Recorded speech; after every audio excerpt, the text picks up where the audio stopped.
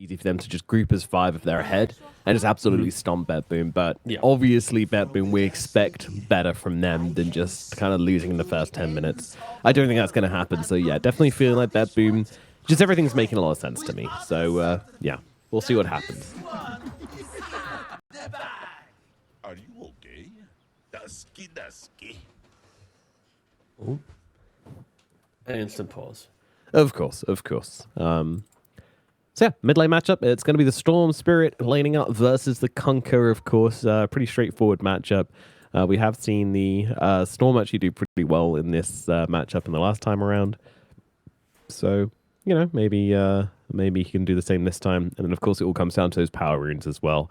And rotations, pre-level 6 onto the Storm. They do have a Tusk, who's usually pretty good at rotating. Phoenix is all right at rotating as well, so definitely potential to kill off the Storm pre-6, which I feel like would be a very good way to cement their early game.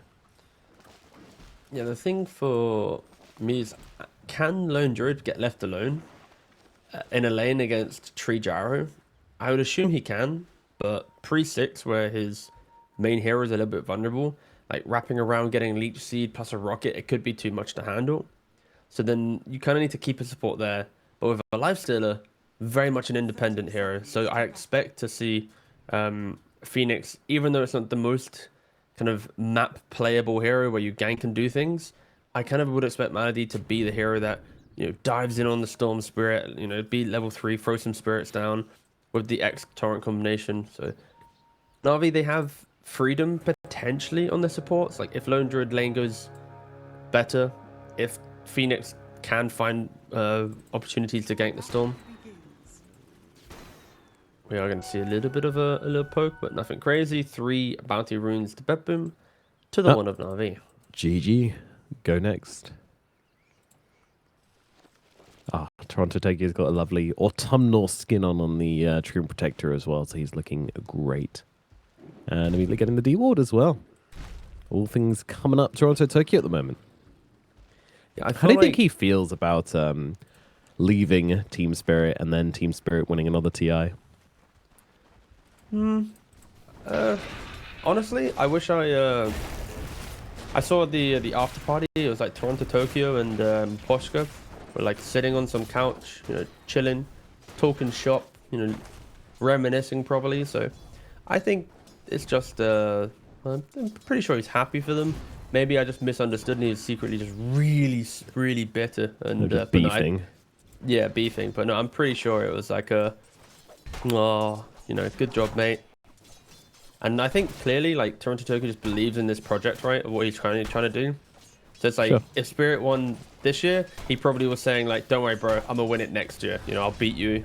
Because, like, in the interviews, they're saying that they wanted to beat Spirit in the finals. So, yeah, it's probably happy for them, but just makes them even more motivated this year to try and win it. Absolutely, especially for the role change for him as well. Like, you can't really expect to just, you know, that's going to soften the blow where you can be like, all right, you know, I need a year to adjust to do a bit of creating, because Team Spirit wasn't born overnight. You know, this was a team which existed for about 2 years as Yellow Submarine and like 147, whatever the hell that team was called as well. Yeah, awful team name. Many iterations before they were able to find that success, and yeah, it's just how it goes. Meanwhile, in this game, GPK, as expected, doing pretty well to start off with in the middle lane. We'll see if he can continue doing well, and if Na'Vi will do anything to try and answer that later on in the game. Really good to try and get a strong start in your off lane if you're playing against a strong mid like Storm, who's in a decent matchup. Just try and get Nefrit to the point where he can be left alone, and then hopefully we can see Daze move across and make a rotation. Yeah, this bot lane for BetBoom isn't the most killer lane. Like when you see a Sky, you expect, okay, they can have opportunities to kill, but with the Lifestealer, especially when he hits either 3 or 4, depends when he wants to level it, having that rage completely removes Scarif Mage from the lane pretty much. And Malady as a Phoenix, you naturally kind of pump out a lot of higher regen, and yeah, I think it's just a lot of fun going across all the lanes. It feels like poor positioning will be the result of the first kill, so I'm trying to like look at all lanes at all points, just making sure. Like, Yeah. I mean, Lane's pushing into the bottom side. Nefrit already losing a lot of health on his bear, though. And, yeah, Jared Toronto Tokyo just kind of following this massive wave under tower, looking to put as much pressure onto these guys as And possible. forcing it. Even fortification. Yeah, I think this was actually for the top lane. They're just really being obnoxious here. Daze, he's going to be stunned up, but has a snowball to dodge that one. And actually, it's Toronto Tokyo taking a ton of damage here from the bear, from Daze, but trapped inside the thorns. Will be Daze going down. Nightfall trading with Nefrit still. Nefrit, he needs to start getting some of these creeps. I mean, this is ridiculous. These creep waves under the tier 2 tower. Meanwhile, there's another creep wave under the tier 1 tower up on the top side. He's missing out on a lot here on the Lone Druid.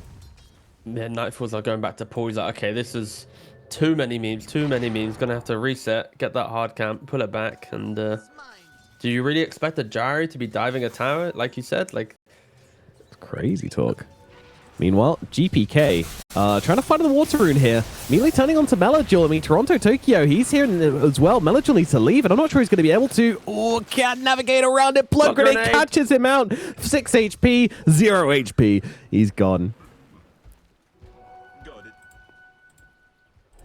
They tried to rotate upon the Storm Spirit, but it's just gone so wrong. And now on the bottom side as well. Well, Navi will find something. Shigetsu gets a kill onto Pure. It's not... it's a good kill. It's a good kill into your offlaner. Gives you a lifestealer a bit more of a game as well. Honestly, despite everything, Nefrit's still the CS leader at the moment. So this creep wave shenanigans just didn't really pay off. It was a lot of messing around, which ultimately just ended up in the gyrocopter missing just... Well, no one really missed any CS. Everybody's fine. yeah. The key thing is just that Nightfall is going for the max flak build, and Toronto Tokyo already has points in Nature's Grasp, so it's a lot of push, and you're just keeping the wave underneath Lone Druid. So you're not ever starving him, you're not holding out your tower, you're not trying to play for denies. It really is just a you farm, I farm type lane. Yeah. And when you mentioned the idea of like the movement of Tusk, it's like that is going to occur, right? That is going to Already be did, a yeah. thing, because as long as Lone Druid doesn't die to the flak combo, his wave's always going to be at his doorstep. And Toronto Tokyo actually already preventing Daze from rotating. Like, he sees the movement, he walks over, it's like, all right, I'm gonna just follow you. So if you go, I go, and now your gank won't have as much value. And Yep. GPK, he's 2 creeps away from 6. So the ability to actually gank a Storm is, you know, seconds away from just not being a thing. Vanishing into the night.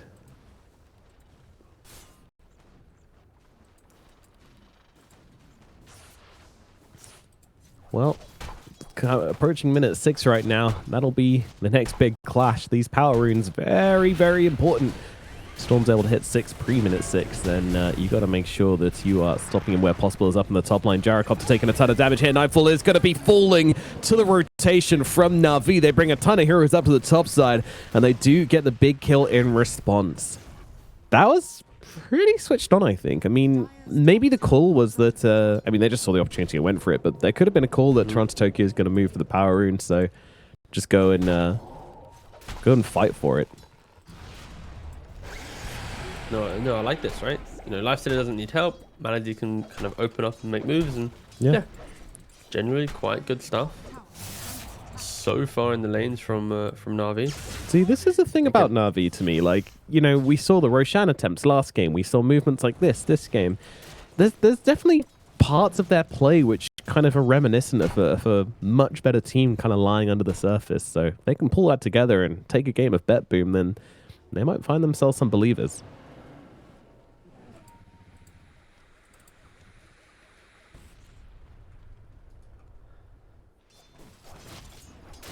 We're kind of hanging around with very low HP against this lifestealer. It's pretty scary. He's not even close to 6 either, so he's just choosing to be in a vulnerable position. No wand, no Lotus, so there's no like burst region counterplays. No. I mean, Storm Sketchy by Spirit, himself he'd love to can't come really top. do anything. Oh, GPK is going to get X marks back into this. Melody No. needs to time it perfectly. Won't be able to do so. The Storm dodges it out with the ball lightning and actually makes a play on Shigetsu down to the bottom side. GPK. Oh, it's beautiful as his movements across the map whilst dodging the X and finding a kill. But up in the top side, Nightfall's in some trouble. There's a boat on his face. And that's not an easy one to recover from. The sports can't do much about that, so the gyrocopter will be falling once again as Nefrit gets even more up in this top side. Yeah, and Nefrit, because of how much farm he's got, he's only 100 gold away from a Diffusal Blade. And this is the reason why Lone Druid is so good right now, right? Universal Hero, you buy Diffusal Blade, you use all that for additional damage, and on top of it, it gives your bear just access to the fight. And we've got a bit of a scuffle in the mid lane. Menador should be going down. GBK doesn't really have enough mana to continue the chase, but I think for Na'Vi, their main points of success will be playing around the Lone Druid. Like, he's got a 8-minute 30 Diffusal Blade. Don't think about mid lane anymore. Just think about how you can just draw heroes to top. And as you do that, Lifesteal will continue to thrive bot with no fear of death. Yeah. And there it is, Diffusal Blade complete. Wowee. 8 minutes 36. That is a terrifying timing. Navi setting up for this fight in the middle lane. Melody going to be the target right now as Toronto Tokyo comes in through the trees. GPK jump forward as well. The damage is clean onto the Conquer, and they will be able to bring him down. No save coming out from the Tusk either, as he was thrown up into the air by Pure for this entire duration. Tries to snowball across, but he'll be the next one on the kill list for BetBoom. And there is no negotiating this time around. 2 heroes dead straight off the bat. Middle tower being absolutely pummeled here as well. Yeah, and the speed in which they make the moves, right? They identify the fact that Lone Druid's hitting some timing, so BetBoom, they collapse on mid. They kill Menador in the river, they kill him again at the tower, even Pure rotates on in to secure the kill. And that's going to be the value of Brewmaster in these fights. If he can get his Wind Panda near a Tusk or a Phoenix, cyclone them up, you'll delay the Tusk, the Snowball save, you'll delay the egg, you'll basically delay the supports from doing their primary role within the fight. And that is just a devastating thought, especially in the earlier skirmishes. Especially onto the Druid Bear as well, which kind of leads me to my next question. I mean, would you have liked to see Nefrit TP to that? You know, he just picked up this Diffusal Blade. I would have expected him to see him want to join some engagements, or did it just go too wrong too quickly? Probably a little bit too wrong too quickly. And on top of that, it's probably Nefrit has said, guys, come to my lane. So then when they're dying middle, he's like, well, if I now leave top and... Yeah, I think it's really clunky to start overlapping where your heroes are, but the Lone Druid needs to be in the fights. That's the key thing. Now we just need to decide how they do it.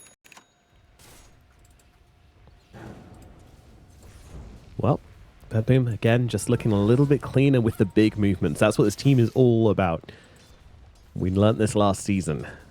Whilst, you know, the micro plays and individual plays are very good, it's the big plays which are outstanding from these guys. A good point. You should say season, yeah, because I said year yesterday and someone thought I was talking about the entirety of 2022, and I was like, no. Oh, I see. Was that not my point about Team Spirit? I think it was, yeah. Oh god, that one. I was like, bro. Days gets dropped. It's pretty funny. So yeah, just to give you warning, guys, when we speak about years in Dota, we don't mean the literal 2022 2021. We mean the last year of the competitive season.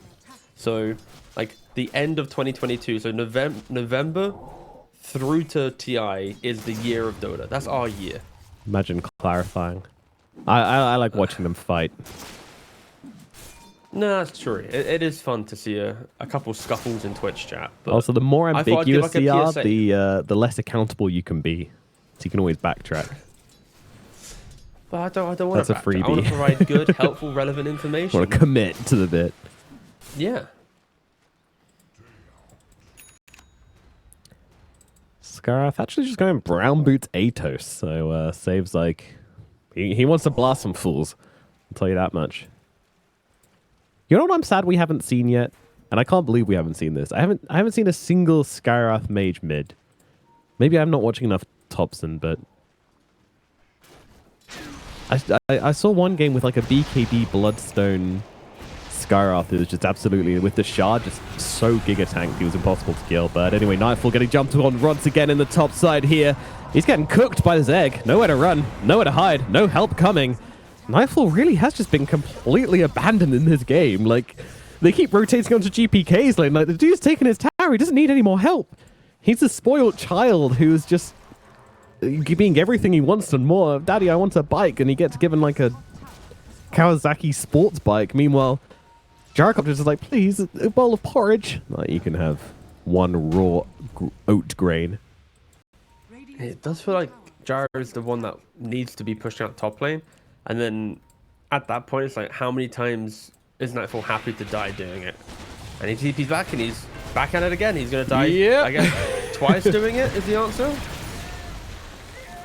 Oh, it's like the morph game all over again. Oh, no. Oh, dear.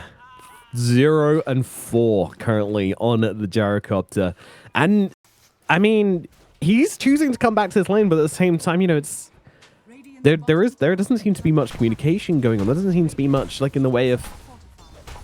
I don't know. I don't know about this at all. This feels very kind of misplayed by BetBoom. So Nightfall had, like, the lowest deaths, like, one of the lowest deaths on all cores at TI, right? Like, he was an incredibly disciplined player. But to see him have 4 deaths already in this game, it is very uncharacteristic.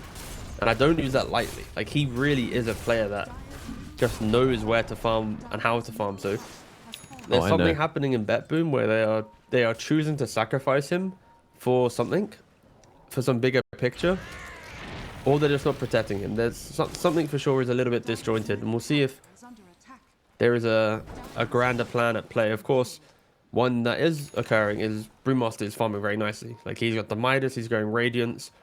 Like, this Gyrocopter, he has other heroes to help him out. Worst case, and they jump in, they kill Melagel. And Melagel and Nightfall equal stats. Nightfall's not even that poor. He's got more money than the Conquer. Yeah. He's rocking a Chrysalis already. Blade of Alacrity just casually in the pocket, going for the Aghanim. So, I mean, he'll come back for sure. In fact, he doesn't even need to come back that much. He's already doing fine, which is crazy. That's one thing which always blows my mind about, like, these players, you know, Nightfall and many other carries, is that they die like 20 times on the laning phase and they still have like more net worth than most of the other cores. It's just like, how are you doing this? Are you a wizard? I think it's just because their deaths often don't result in further deaths, right? Like, when a carry dies, it feels bad. But when a carry dies and then that results in the support dying, then tier 1 dying, and you're losing bounty runes and wisdoms, right? Like, it all stacks up because of the value of their presence on the map. And I think some carry players, when they're like Nightfall dying top, it's like he's pushed out the wave, he's already farmed the jungle. Like, his death is kind of, it's not great, but it's not as if Na'Vi's suddenly gonna, you know, choke up BetBoom because of it, right? And I think GPK and Pure are just kind of laughing when it happens. Like, cool, Gyro's dead, right? I'm not dying now, I can continue farming. And for Na'Vi, it's like, at what point do they really utilize this Lone Druid, right? Like, they've taken a couple tier 1 towers. He's going for an Orchid on Lone Druid. Like, we don't see that often. Like, really? That is an item to try and win in the moment. Like, it will punish Brewmaster. He can't be able to split. It'll punish Storm Spirit. You don't really like to buy BKB on this hero too early. So this could be an incredible timing for Na'Vi if they play around it. It's definitely one of those things where Orchid's really great if you don't have any other threat onto those heroes. You know, if Storm has no reason to build a BKB and then you build an Orchid, he's just like, fine. You know, if he's going to build a BKB already, then there's no point in it. But yeah, I like it. Quite unconventional, as Toronto Tokyo just completely breaks the smoke here. Probably not who they wanted to get, but never a bad thing to kill a Treant Protector. There's some supports where you're like, oh, why do we find this guy? But killing a tree is always just like, all right, you know what? Get this guy off my map. Yeah.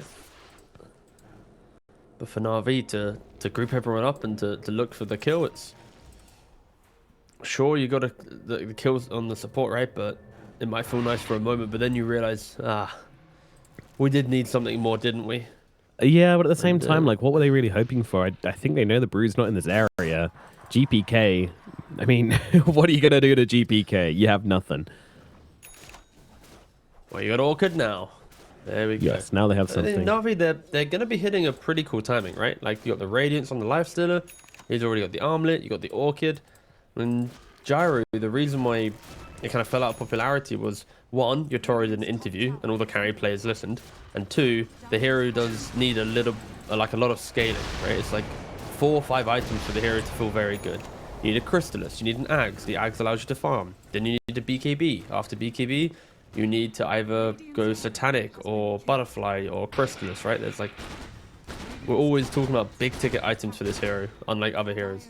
So the Na'Vi, even though they're down 2k gold, I'd say in the next minute or two, it's a pretty good time for them to group up and try and get a little bit of a death pool going whilst BetBoom are in a relative farming state. Toronto Tokyo has been seen, will be killed once again. The consolation prize being given to Na'Vi. They go for these dives, they go and look for the gyrocopter, they find the tree, like, okay, fine, get off my map, that old shtick. But meanwhile, BetBoom are kind of just replicating their movements here, and Pure has finished off his Radiance, so this Panda, I mean, and a 17-minute Radiance will be considered good by any stretch. You just got a minus as well, like, minus Radiance at 18 minutes is absolutely ridiculous, to be perfectly honest. It's very, very good farm. Crazy stuff. Pure is absolutely juiced this game and only going to get thicker as time goes on. Going for the boost of travel, in fact, this is the first pickup after Radiance. So really not looking for these auras just yet, to be honest. Like, we're expecting, but we're thinking we're an option. But when you're this farmed, like, you might as well just become a bigger threat. Get more map presence. Be annoying. Nightfall just continues to farm up. Realize the ancient camp is blocked. Toronto Tokyo says, don't worry, son. I will deal with it. But Na'Vi, they're coming up in the top lane right now. They're looking for the big target. They're going to use that Orchid onto the Brewmaster. They need to bring him down now. Side's about to run up, but they've got the stuns available to kill him off. And Pure is dead in the top lane. Na'Vi, I mean, it does hurt, but they bring him down. And now they look towards the tower as well. And yeah, with this bear, now level 12, you get that Demolish all the way up, and you can just absolutely rip through that tower. Things are looking very nice for them. Like, they've itemized for this moment, and they're playing on it. They're taking the map, they're taking the towers, they're getting the kills. Melajor should be careful. He has just TP'd down to what has recently been BetBoom territory for a little bit. Okay, and yes, Sagan connects, so they will be aware of the Skyra's positioning. Yeah. I mean, it's really hard to go onto a Conqueror under a TP point, right? Because he just boats and blade mails, and you're like, okay. Oh. Run away. Yeah. So Phoenix has the Yule, so he'll be able to get rid of the Ancient Seal from Scarif Mage and then secure his egg. But that will be the kind of the main story of the big fights, right? The way that Phoenix had to egg there is what will happen in a big team fight. Like, Storm will find the Phoenix, force the egg, which will give BetBoom kind of easier team fighting when they have items. Right now, Na'Vi is in that window of the game that, like, you don't want to run into a Lifestealer and a Lone Druid, right? Like, these two heroes are insane for, like, this portion of the game. It's like the unkillable free BKB of a Lifestealer with the damage of Armlet Radiance, Lone Druid with his ability to demolish buildings, and also with True Form very tanky himself. They are jumping Phoenix now the second time around, and death does occur. Indeed it does. Another death for the Phoenix. Well, the first one wasn't a death, it was a supernova, but this one will be his demise. It's just a pretty sad situation. The rest of the team were in the top side doing the Tormentor and kind of getting back their resources after that, so his consolation prize is the shard, so he can throw out these sun rays during the egg, which is always nice. Up the top side, San's coming down as they'll just blow up save. No response there. Blade Mail on Melagil also going to reflect that Mystic Flare back at him. Yeah, we didn't really talk about it, but Lifestealer jumping inside Tusk. It's an old school combination, but my god, is it going to pack a punch, right? Tag team plus Lifestealer is incredible. Have that stun, have that control. If you get the shard on the Tusk as well, that extra slow, it's going to really contain. And yeah, nice call from Na'Vi once again. They are going to go to Roshan. BetBoom is in the pit, and or in the position to Outside contest. the pit, Melodule. I mean, the boat's going to come down and give him a little bit of HP, but there's just way too much damage coming out onto him. They're going to be able to get the kill. Roshan down to 1,000 HP. They need to finish it, and they need to finish it quick. If they have any stuns, they could be in trouble. The bear comes out, Pure comes in, but Aegis, it is picked up by Shigetsu in time, and now do they take the fight? I'm not sure they can. Overgrowth comes through, doing a lot of damage, but there's the egg in the backlines. Nightfall looking for a punch into the air by Days to try and stop him taking down this egg, and it's going to blow up in his face. Oh no, Nightfall! He's going to fall, and now Navi come chasing out of the pit. They're looking for more. Toronto Tokyo found in the sidelines as the Lifestealer will try and run him down. Meanwhile, Save gets killed off by Nefrit over in the side as Shigetsu tears into Toronto Tokyo. It is a great series of events for Na'Vi and just what they needed to get this game going in their favor. And you got to ask the question, though, for BetBoom, right? Like, they get the Kunkka kill, they look for the contest, they're a little bit late, but then with the 5 minutes... What? Not even 1 minute. Like, normally you say 1 minute, and you're like, it's a soft lie, you know? But 5... Okay, fair enough. I appreciate the honesty. I'll say that much. That's fair. That's some good honesty. But anyway, what was I trying to say? The point is, they egged inside the pit. The gyrocopter BKB is straight into the middle to go for it. Tusk beautifully punches him. But the question is, where's the Storm Spirit in that scenario? Surely, if the egg is a big enough focus for Gyro to BKB go in and hit it, why isn't Storm also using the same amount of, you know, kind of respect towards it as well? Why is he not going in? And yeah, like if they killed off the egg, they still would have been in a very vulnerable position, right? But with Kunkka being dead, Phoenix being dead, they might have been able to take that fight a little bit differently. But instead, it just comes crumbling down. So Na'Vi, they pull ahead early on with their aggression. They get the first Roshan. Things are looking very good for them right now. And BetBoom just disjointed, I feel, that's the entire game, right? Like Nightfall dying top 3 or 4 times, TPing back into death. You've got this like weird Roshan miscommunication. And yeah, Na'Vi just right now looking like the better team. Yeah, I would agree. This game's looked very smooth for them. Maybe this is the new style of Na'Vi, which they can kind of rally together with. It looks great. I think things are always awkward when you try to go for the Kunkka first. Like, he's just kind of dangling himself outside of the pit. Sure, they are actually able to kill him, but, you know, the split gets used pretty early just to try and bring him down, and he's got the blade mail, he's got the boat, all that stuff. Oh, okay. Oh. No. No. I was going to say, is this a short 5 minutes? I don't know. I mean, the Kunkka's still disconnected, so yeah, one would assume not. But sorries are coming out. Seems like it was... I don't know what's happening. I think they're just being a bit silly. So yeah. Oh my god. You know what this pause has let us do, though? Yeah, Eosin, show me the Brewmaster right now. Wrong. Sorry, get on that brew. Click Brewmaster. What about him? He had 2 charges on the Hand of Midas. Ooh. Okay. Absolutely illegal. Ooh. He's fine. I was like looking at it. I'm trying to see something cool. I think Pure might want to go for Manta in this game, just to get rid of the Orchid. It's currently looking at Octarine. The other scenario is just don't be the one at the first entry to the fight. Like, don't be greedy, right? Don't try and thunderclap to start. Just press split. It's probably why he bought the shard so early on as well, right? It's because it increases the duration, and then just press ult and run in and use the 2 or 3 seconds to get into a good position. So I don't think this Lone Dread Orchid should be too devastating for the Brewmaster, and it's probably why he's not overreacting with itemization, at least. But yeah, for Na'Vi, with this Aegis, they need to continue moving around as this kind of bundle of unkillable mass, and GPK trying to be a little bit cute, trying to go for that snipe. Always worth just giving it a go, you know, it's likelihood of you getting caught pretty damn low, so give it a try. But yeah, Tormentor stolen by Na'Vi. They have an extra hero to spread that damage between, so pretty easy for them to do so. And now they start wailing on this tower. I mean, that's the thing about Brewmaster as well, like, sure, you got like crazy insane farm with this Midas, wow, Radiance, wow, Boots of Travel, wow, but like, how much does it really do? How oppressive, how much punch can a Brewmaster really pack? And well, the answer is just not really that much. And now Mystic Flare gets dropped on a Lifestealer for some reason.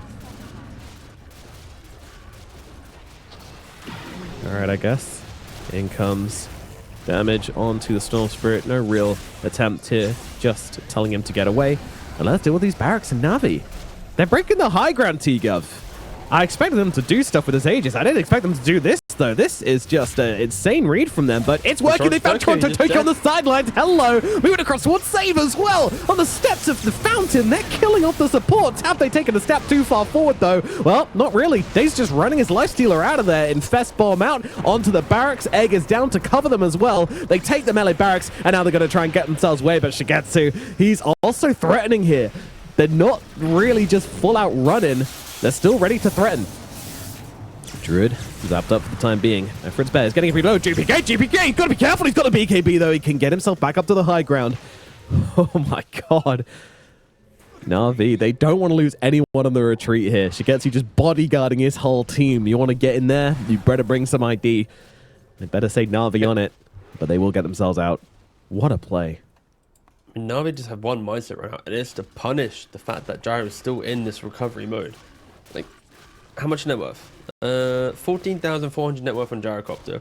Yet still not a single way to kill a hero right now. Like, there's like, even if he was to press flak and A click, it's just like, sure, good job, bro. What are you doing? Like, Lone Druid, Lifestealer, Kunkka are all very tanky heroes. So to get through them, you either need multiple rounds of flak or just an abundance of damage and item advantage, and they just don't have that right now.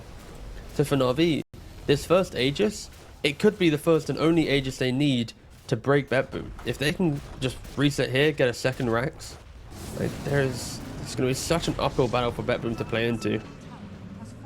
Yeah, they just don't have a knife sharp enough to penetrate the beefcake of Na'Vi just yet. And Na'Vi know it, and they are just doing everything they can to rub their faces in that fact. Bear and Lifestealer.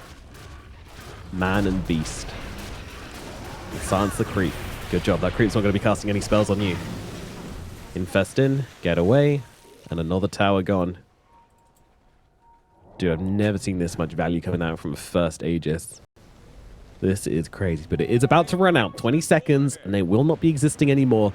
Is this the cue for Na'Vi to maybe not pump the brakes, but definitely ease off the accelerator a bit, maybe? I don't think so. I think even without Aegis, they maybe not right now, but I think they can smoke, find a kill, and still be aggressive. I think realistically, they don't want to leave the dire side of the map, right? Like if they give room, then Gyrocopter suddenly gets his way to a butterfly. Storm will in about 10 minutes have a hex. Like, it doesn't give BetBoom an ability just to win the game outright. Like there aren't crazy items coming for like Bruise buying not Terrain, so that's a greedy item. Sky and Tree aren't scaling, so the only one who can buy items is either. Oh, and this is what I mean. Yeah, caught sleeping a little bit. Dying. Can't get off the split, and it's a kill onto Pure. And that's going to be another Rax now. Easily mid it should be falling, and bottom as well. Oh my god, one kill. One kill is all it takes. And Na'Vi is just like, oh, well, yeah, sure, we'll go high ground again. Why not? Why not? More barracks? Don't mind if we do. My god, this lineup, I mean... We said it had to snowball. We said it could happen. Gosh, it's the biggest snowball. Jesus. Neither of us expected it to, but we knew the possibility was there. But Na'Vi just showing up here in these qualifiers and showing us why they're ready for this season. They're ready to make a name for themselves. One barracks remaining. BetBoom running out of options in this game too. Jumping from GPK. Mystic Flare coming down onto the Lone Druid, but he doesn't really give a damn. The very deep egg, that might be punished. Does get killed off there. And Nefra getting very low as well. He needs to be careful here if he drops. That could be bad. Infest out onto him, but he's not stopping. The bear is still just mauling these barracks. One barrack remaining for the side of BetBoom.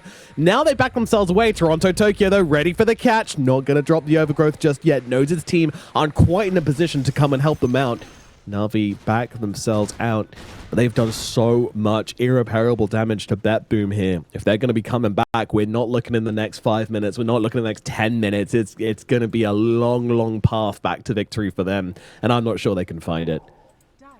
Yeah, even Nightfall, he's going to pick up a butterfly in the next, what, like 20 seconds or so. You think butterfly is like the big item? Like, maybe if it was like 5-6 minutes before any racks had fallen, then suddenly he's like standing in the middle of a lifesteal alone druid, not caring. Like that could have been an incredible moment for BetBoom, but it's just a little bit too late. It is. It is. With 2.5 barracks down, a butterfly is not going to make me believe.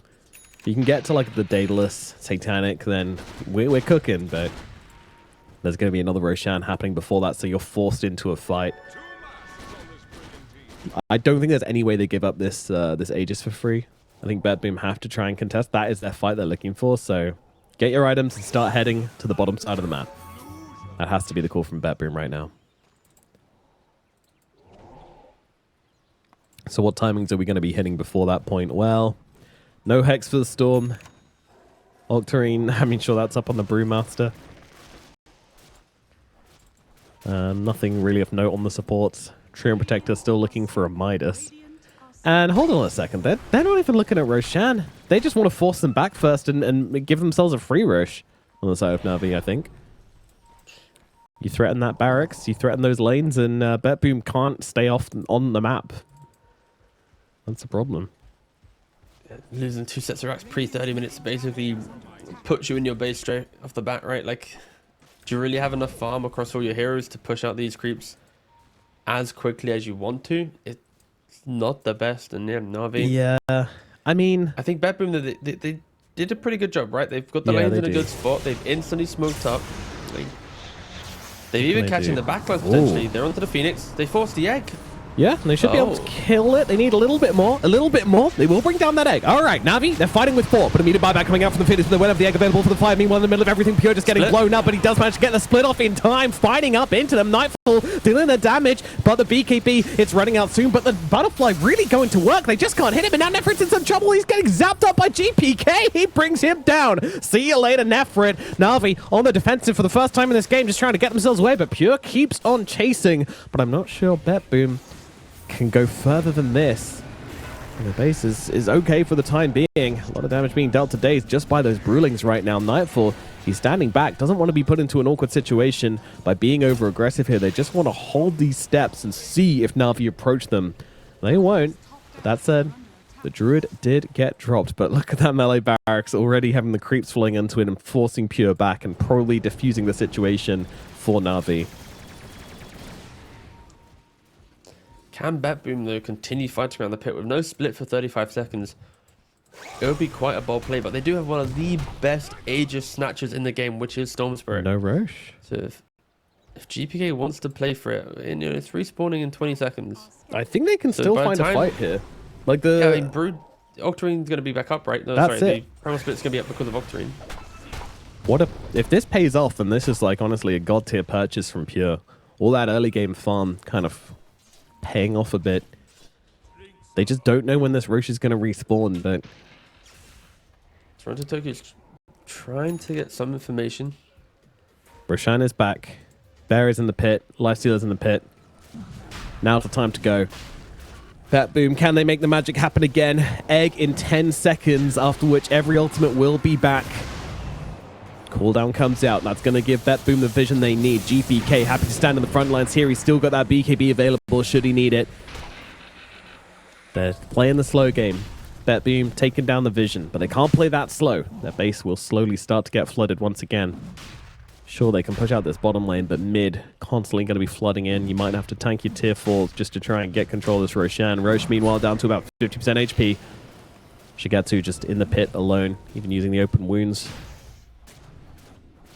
Just trying to stop himself getting too low. Nightfall, he's going to approach. BKB and Butterfly makes him pretty tanky. Pretty tanky! Not tanky enough, he's gone! Okay.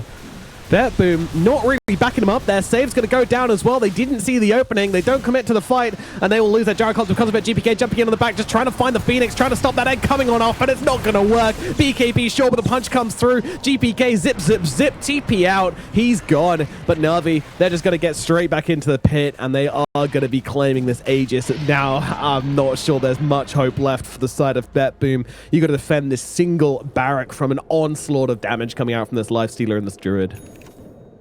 And with no buyback on Gyro because he bought it out for the Butterfly, then It should just be Na'Vi getting a Mega Creep for free. We'll see if BetBoom have some magic left in the tank, but I don't expect it to be the case. This has been a very strange game from BetBoom. From the farm to the fight to how they contest Roshans.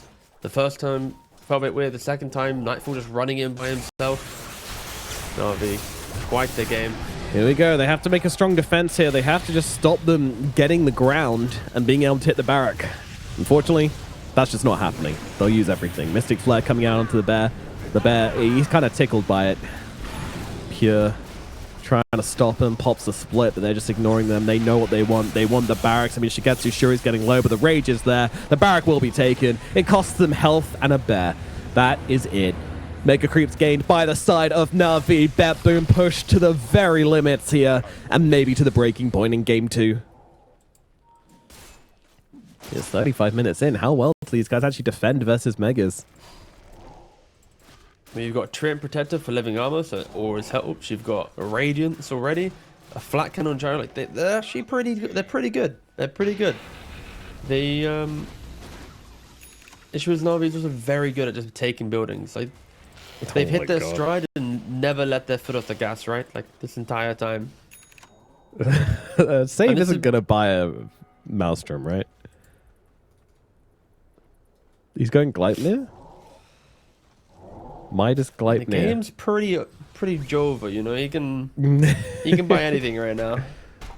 But if there was an item to buy to keep the game going, it would technically be any form of wave clear, right? That is like the default response. But they're jumping in onto we it. Go for the Brewmaster, trying to catch him before he can get off the split. It's on cooldown anyway, so they're just going to be able to take him down regardless. Meanwhile, saving the backline, just being beaten up by Days with the water park coming through as well. There's no way BetBoom can really approach them. Nightfall now is going to be X-Marked. He's got the BKB, going to have to use it here. Shigetsu just starts taking chunks out of him. In comes the egg. They might be able to take it down though. Nightfall and GPK, they can't fight into this. It's too much damage. The G's are thrown in Game 2. It goes to Na'Vi here in the upper bracket. This is an upset already. It's only one game. There's still a full series to play, but still, big win for Na'Vi as they take down one of the region's favorites. Yeah, a really impressive victory, and honestly, a little bit surprising, right? Like when you look at the drafts, the way that Na'Vi have been executing, it's like, do you think that they could be able to cleanly play this the entire time without making mistakes and giving BetBoom entry to the game? You'd have some question marks. And then the way